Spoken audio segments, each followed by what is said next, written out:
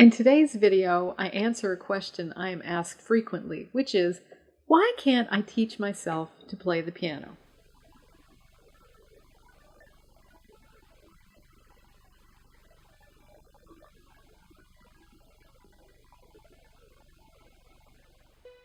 Well, there's two answers to this. First of all, you can. And second of all, because it's really difficult to teach yourself. Why? Because you don't know what you don't know. What I've seen over the years when people come to me with a book and they say, I've been trying to teach myself, is that they are frustrated with one of two things. They're frustrated because they have a hard time reading the music, and it's hard to understand what's going on with all the symbols of reading music. And it just helps to have someone there who knows that language, just as you can learn a language on your own by reading books and listening to other people speak, but when someone helps correct you or gives you a little hint here and there, you learn the language better. So that's one reason why it's hard. It's a new language, and it helps to have someone translate a little bit for you. Another reason is not just the reading, but where you're actually placing your hands on the instrument makes a big difference. And sometimes, if you don't know, you could put them in the wrong place and not understand that you're doing something wrong. So a good teacher is there to motivate you and show you some of the things that can be done on the instrument, and also to inspire you to keep striving for more.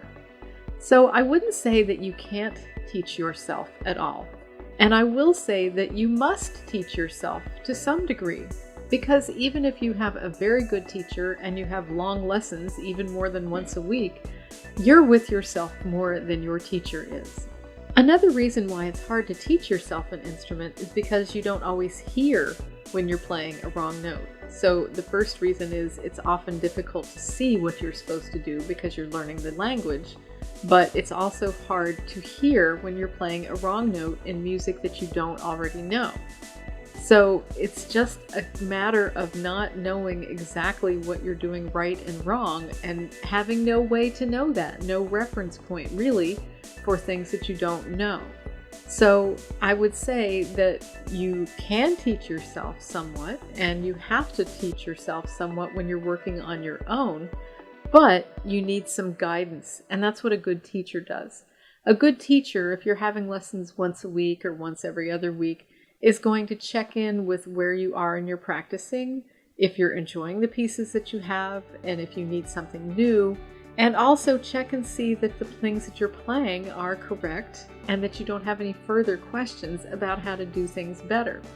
Now, it's also true that on the piano or any other instrument, it's easy to do things incorrectly. So you could do some sort of fingering combination that works to get the notes out, but isn't teaching you how to do something in a faster way or a better way for the next song.